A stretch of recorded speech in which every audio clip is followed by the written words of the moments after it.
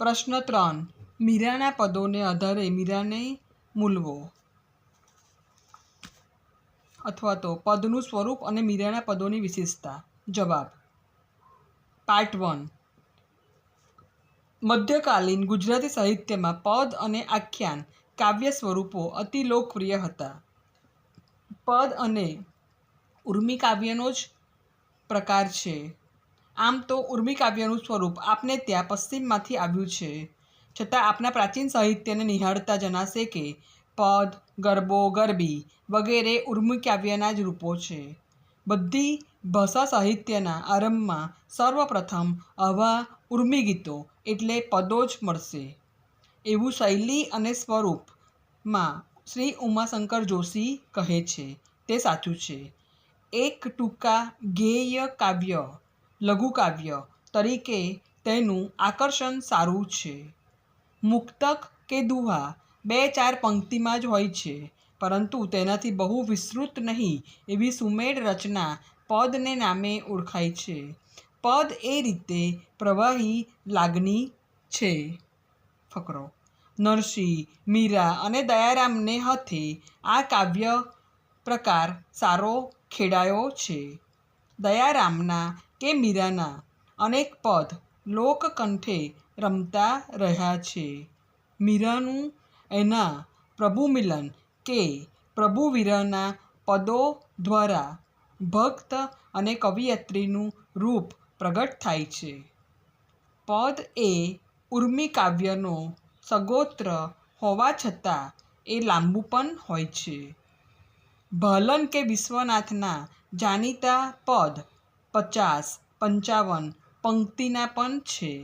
એટલે પદ સંક્ષિપ્ત હોવું જોઈએ એવો કોઈ નિયમ નથી. ઉર્મિની ઉત્કંઠા પદમાં અભિવ્યક્ત થતી હોય છે. પ્રભુમિલન, પ્રભુવિરહના ભાવો, પ્રેમલક્ષના ભક્તિના ભાવો એમ ભિન્ન ભિન્ન ભાવો પદોના કવન વિષય બન્યા છે. ફકરો. પદોના ઉદ્ભવ અને વિકાસમાં મંદિરોનો ફાળો નાનો સૂનો નથી. મંદિરો એ પદોની ઉત્પત્તિ અને વિકાસમાં ઘણો મહત્વનો ભાગ ભજવ્યો છે. દર્શન, પૂજન, શૃંગાર, લીલા કે બાળલીલા પદોના કવન વિષય બન્યા છે. આ પ્રકારના પદોમાં ભક્તિ કેન્દ્ર સ્થાને છે. અનેક કવિઓએ સંભોગ શૃંગાર કે વિપ્રલંબ શૃંગાર મન મૂકીને ગાયો છે. નરસિંહનો શૃંગાર માજા મૂકે છે, પરંતુ મીરામાં સ્ત્રી સહજ મર્યાદા દેખાય છે. વિપ્રલંબ શૃંગારના પદોમાં ગોપીઓના વિરહની પડખે પ્રકૃતિના વર્ણનો પણ નિરૂપ્યા છે. ફકરો. પદોમાં ઉર્મિતત્વ સર્વસ્વીકૃત છે, છતાં જ્ઞાન, ભક્તિ, કવિતા અને તત્વજ્ઞાન એક રસ બની પદોમાં આવ્યા છે. પદ અને આખ્યાન વચ્ચે તાત્વિક ભેદ છે. પદ સંક્ષિપ્ત હોવાથી એમાં એક જ ઉર્મિનું નિરૂપણ હોય છે.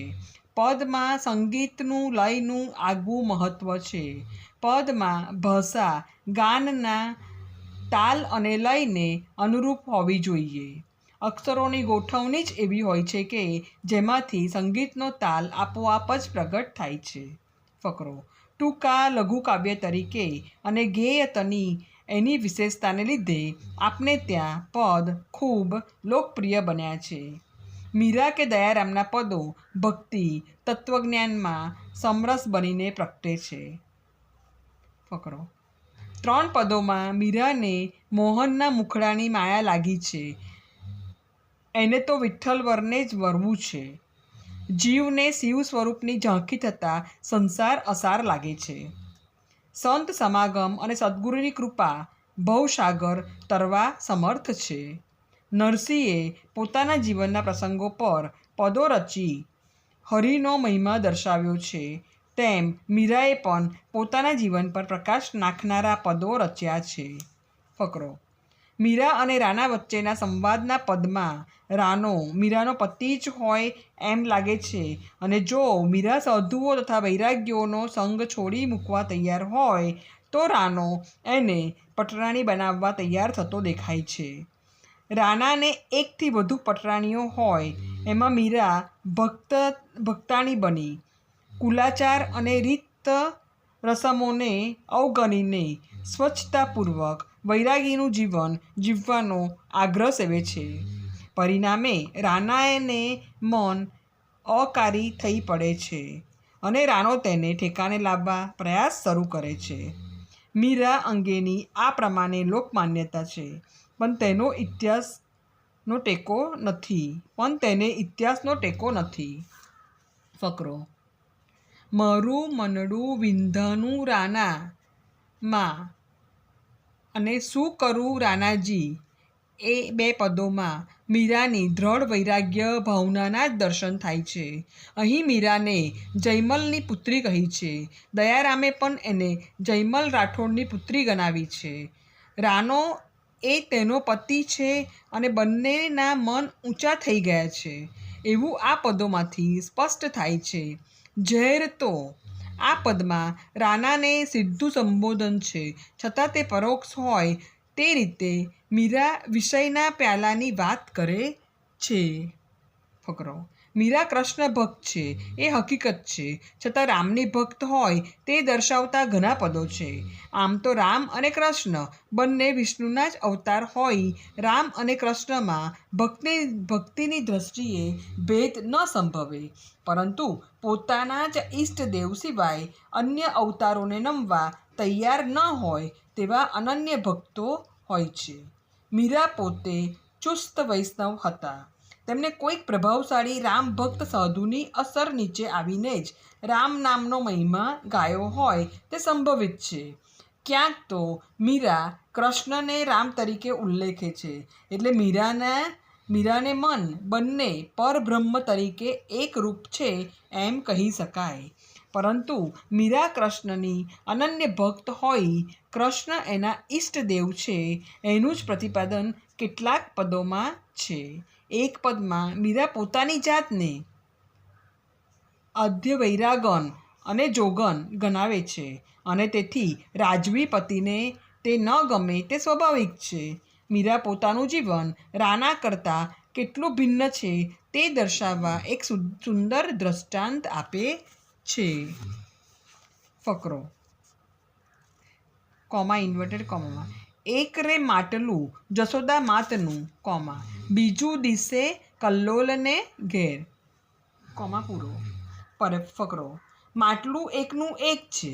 એક માટલું જશોદા માતાને ત્યાં છે, બીજું કલ્લાલને ત્યાં છે. તેમાં દારૂ ભરાય છે. એક વાંસળી કૃષ્ણ કનૈયો વગાડે છે, બીજી વાંસળી ખેલ કરનાર મદારી વગાડે છે. વિધિના લેખ કેવા છે? ફકરો: એક પદમાં જોગી આંગણીએ આવ્યા. તેમનો ઉપદેશ સાંભળી મીરા ભેખ લેવા તત્પર બની. કંઠી અપનાવી વનમાં જઈ વસવાટ કરવાની ઈચ્છા કરી વગેરે વાતો આવે છે.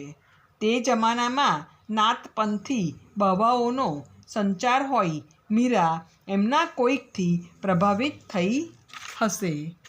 ફકરો: રાનાનો કોપ અને પ્રભુનો ક્રોપ એ બે વચ્ચે મીરા રાનાનો કોપ વહોરવો પસંદ કરતી જણાય છે, પણ તેની પ્રભુભક્તિ અચળ છે. દુનિયાવી દ્રષ્ટિએ જ એ સહન કરે છે.